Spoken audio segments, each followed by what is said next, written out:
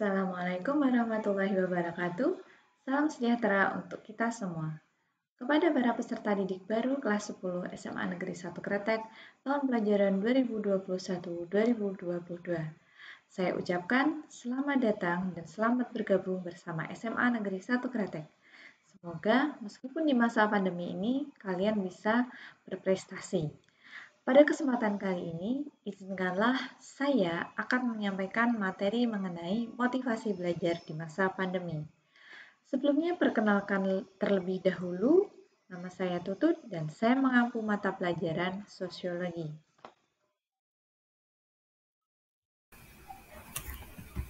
Semangat belajar meski di masa pandemi. Bersama saya, Tutut Handayani.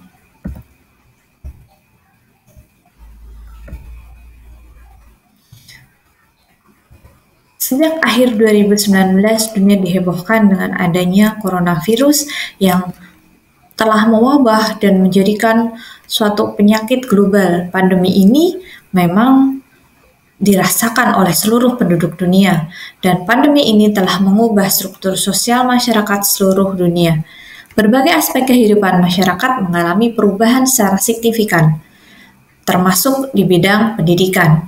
Pemerintah sempat akan membuka kembali sekolah pada awal tahun pelajaran ini dengan sistem secara bergilir atau bergantian. Bahkan pemerintah telah melakukan uji coba di beberapa sekolah. Namun dengan adanya lonjakan kasus yang fantastis, menjadikan pemerintah membuat kebijakan pemberlakuan pembatasan kegiatan masyarakat atau PPKM darurat dan melarang berbagai bentuk kegiatan masyarakat seperti penutupan wisata, pembelajaran di sekolah, dan lain sebagainya. Kita tidak pernah tahu kapan pandemi ini akan berakhir. Namun, kita tetap perlu mempersiapkan masa depan dengan lebih baik. Pendidikan merupakan salah satu modal penting dalam menghadapi masa depan yang lebih baik. Pendidikan sebagai suatu proses untuk memanusiakan manusia, memerdekakan lahir batin manusia, supaya bisa mengarungi samudera kehidupan dengan bertumpu pada kaki sendiri dan tidak bergantung dengan orang lain, sehingga mencapai keselamatan dan kebahagiaan setinggi-tingginya. Jadi kita perlu mempersiapkan diri menghadapi masa depan dengan tetap mengikuti setiap pembelajaran di sekolah, mengembangkan bakat yang dimiliki, mempunyai rasa ingin tahu yang besar, mengembangkan daya kritis, mengeksplorasi dunia dengan membaca buku lebih banyak, melakukan kegiatan literasi yang lebih baik lagi, memperluas cakrawala dunia dengan membuka jendela pengetahuan.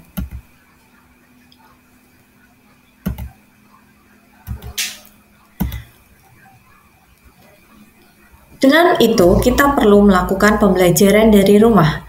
Peserta didik dengan penuh kesadaran akan kebutuhan mendapatkan pendidikan secara mandiri mampu belajar dengan bimbingan yang dilakukan oleh Bapak Ibu guru dan juga bimbingan dari orang tua. Ketika orang tua memberikan bimbingan, maka secara otomatis telah bekerja sama dengan pihak sekolah untuk memajukan pendidikan peserta didik dan juga kemajuan bangsa. Peserta didik dengan tetap menjaga semangat untuk meraih masa depan yang lebih baik, meraih masa depan yang cerah, harus selalu mengikuti pembelajaran dengan mengikuti semua arahan dari Bapak Ibu guru. Ingat bahwa masa depan ada di tangan kalian dan masa depan tidak datang secara instan, namun dirangkai sejak sekarang. Aplikasi apa saja yang dapat digunakan untuk belajar dari rumah? Terdapat berbagai macam aplikasi belajar. Salah satunya adalah WhatsApp Group mata pelajaran yang difungsikan sebagai wadah komunikasi antara guru dan peserta didik. Beberapa aplikasi atau layanan daring yang bisa digunakan dalam PJJ antara lain Jogja Belajar Kelas atau JB Kelas, Google Classroom, Teams dari office.com, serta berbagai macam aplikasi assessment seperti misalnya Google Form, Quizzes, Live Worksheet, dan lain sebagainya. Bagaimana dengan proses pembelajaran jarak jauh yang dilakukan di sekolah kita? Sekolah kita menggunakan Google Classroom. Google Classroom ini merupakan layanan web gratis dari Google yang bertujuan menyederhanakan dalam membuat, mendistribusikan, dan menilai tugas dengan paperless. Hal ini sangat membantu selama proses pembelajaran jarak jauh di masa pandemi. Bagaimana cara kita masuk ke dalam kelas? Yang pertama adalah silahkan masuk akun Google kalian. Kemudian di pojok kanan atas terdapat titik 9, silahkan klik titik 9 itu dan pilih Classroom. Atau bisa juga dengan membuka laman Google Classroom. Klik tanda plus di ujung kanan atas untuk join kelas dan dengan cara memasukkan kode kelas yang dibagikan oleh guru. Berikut adalah tampilan kelas di Google Classroom. Terdapat stream untuk di sini biasanya Bapak Ibu guru melakukan pengumuman atau pemberitahuan. Kemudian classwork yang berisi materi dan juga tugas. People di sini adalah peserta dari kelas tersebut dan grade berisi nilai. Peserta didik harus mencantumkan nama akun Google sesuai dengan nama asli untuk mempermudah guru dalam melacak nama peserta didik. Foto yang ada di akun juga menampilkan wajah dari peserta didik supaya Bapak Ibu guru tahu, oh peserta didik A ini wajahnya yang ini. Masalah yang sering dihadapi peserta didik itu ketika ponselnya mengalami kerusakan atau error begitu, akun yang ada, akun Google-nya itu juga ganti dengan akun yang baru. Nah, harapan saya kalian tetap menggunakan akun Google yang sama supaya tidak mengalami penumpukan akun yang tidak terpakai. Oleh sebab itu, gunakan sandi yang mudah diingat, nama akun yang mudah diingat. Ketika kalian mengalami atau ganti gadget itu kalian bisa melakukan login akun kalian.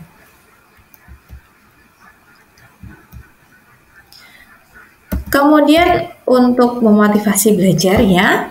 Nah, di sini sebenarnya proses pembelajaran di rumah itu harusnya bukan menjadi halangan untuk kalian meraih prestasi. Untuk kalian berhenti meraih prestasi itu bisa dilakukan di mana saja, dari mana saja. Nah, memang kondisi inilah yang menyebabkan kita itu harus melakukan pembelajaran secara daring dan dilakukan dari rumah. Karena pandemi ini yang memaksa kita melakukan pembelajaran jarak jauh dan kita harus bisa memanfaatkan semua sumber daya yang ada di sekitar kita.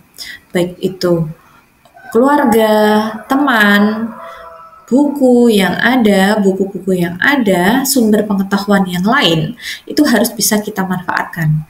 Perkembangan teknologi juga harus bisa kita adaptasi dengan baik supaya kita tidak mengalami ketertinggalan. Termasuk dalam hal ini adalah untuk proses pembelajaran. Nah, apa yang harus kita lakukan, apa yang harus kalian lakukan dalam pembelajaran jarak jauh ini? Yang pertama adalah di setiap jam pelajaran, peserta didik wajib mengisi presensi di link yang telah disediakan. Jika tidak, maka peserta didik akan dianggap alfa atau tidak hadir pada mata pelajaran tersebut. Nantinya, link presensi itu akan dibagikan di setiap mata pelajaran. Jadi misalnya dalam satu hari ada 10 jam pelajaran, terdapat 5 mata pelajaran, maka kalian harus mengisi 5 link presensi karena presensi ini sifatnya presensi mata pelajaran yang akan terakumulasi sebagai presensi kehadiran. Kemudian yang berikutnya adalah peserta didik wajib mengikuti materi yang disampaikan oleh Bapak Ibu guru. Perhatikan dan pelajari setiap materi yang disampaikan di mana materi itu bisa berupa modul, handout, podcast, maupun video. Jika tidak, maka kalian akan ketinggalan materi dan pastinya mengalami kerugian yang besar. Yang berikutnya adalah peserta didik wajib mengerjakan tugas yang disampaikan oleh Bapak Ibu Guru, bisa berupa kuis, pemberian soal, atau asesmen bentuk lainnya. Peserta didik wajib mengumpulkan sesuai tenggat waktu yang telah ditetapkan. Kerjakan dan kumpulkan tepat waktu, jangan sampai menumpuk tugasnya, karena itu ataupun kalian tidak mengumpulkan. Kalau tidak mengumpulkan nanti akan berpengaruh tentunya ya terhadap nilai rapot, menghambat nilai rapot dan juga menghambat proses kenaikan kelas kalian. Jadi jangan sampai menunda ataupun tidak mengumpulkan tugas, karena itu akan mempersulit kalian.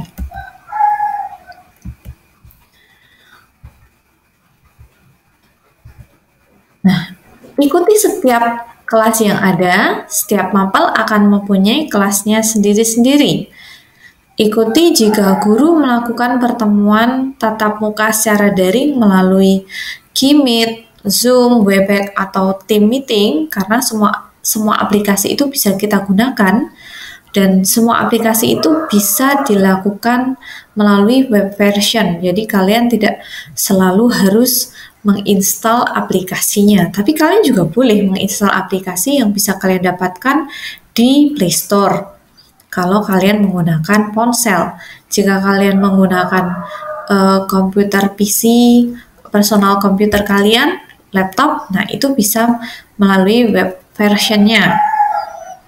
Peserta didik juga wajib aktif di setiap mata pelajaran yang ada dengan memberikan respon atas umpan yang diberikan oleh Bapak Ibu Guru. Jadilah anak yang sopan dengan membalas salam, pertanyaan, dan juga materi yang disampaikan Bapak Ibu Guru. Jangan sampai kelasnya itu sepi, jadi Bapak Ibu Guru seolah-olah hanya memberikan tulisan saja, tulisan semata, tanpa adanya respon atau timbal balik dari para siswa. Jangan sampai itu terjadi. Bagaimana dengan hambatan? Hambatan yang biasa terjadi itu masalah sinyal dan juga kuota. Nah, ini bisa diatasi dengan penyediaan kuota belajar kalian selama proses pembelajaran. Karena memang pembelajaran jarak jauh ini kita tidak membutuhkan, kita tidak meminta sangu kepada orang tua ya, tetapi jadikan sangu itu sebagai dialihfungsikan untuk membeli kuota belajar. Jangan sampai kuota yang kalian miliki itu malah kalian gunakan untuk bermain permainan daring. Nah, jangan sampai itu terjadi. Jika kalian menghadapi hambatan sinyal, carilah lokasi yang memungkinkan kalian mendapat sinyal. Namun, tolong diingat bahwa kita tetap harus menjaga protokol kesehatan. Namun sebenarnya ada hambatan yang jauh lebih besar daripada dua hambatan di atas, yaitu apa? Kemauan untuk belajar. Nah, ini hati-hati. Kalau anak-anak tidak mempunyai motivasi belajar, sudahlah, biarkan saja. Toh nanti saya bisa membacanya di hari yang berbeda. Nah, itu akan menumpuk, akhirnya akan malas. Jangan seperti itu. Kalian harus mempunyai semangat yang belajar, hilangkan rasa malas itu. Jadi biasanya anak-anak ada yang bangunnya kesiangan, ada yang tertidur selama masa pembelajaran itu. Tolong ya, ubah pola hidup kalian dengan lebih baik lagi. Pukul 7 sudah siap menerima pembelajaran sampai selesai pembelajaran itu pukul 13.30. Nah, kalian juga ada yang membantu orang tua. Membantu orang tua itu baik, bahkan wajib. Namun, tolong kalian juga perlu ingat bahwa kalian itu mempunyai kewajiban untuk belajar. Ya, kalian belajar sebagai kewajiban, membantu orang tua juga sebagai kewajiban. Bagi waktu yang baik. Jangan sampai pendidikan itu kalian abaikan. Bagaimana cara mengatasinya? Ya kembali pada niat kita. Niat awal kita itu adalah belajar sebagai proses meraih prestasi dan mempersiapkan masa depan yang baik. Orang tidak punya daya juang itu akan kalah di tengah jalan. Jadi tolong disiplin selama proses pembelajaran jarak jauh dan kita perlu menyingkirkan penghalang untuk mengutamakan belajar karena kita tahu bahwa belajar itu penting untuk masa depan. Pendidikan itu penting untuk masa depan. Fokus pada tujuan kita, fokus pada belajar untuk masa depan. Ada beberapa quotes yang bisa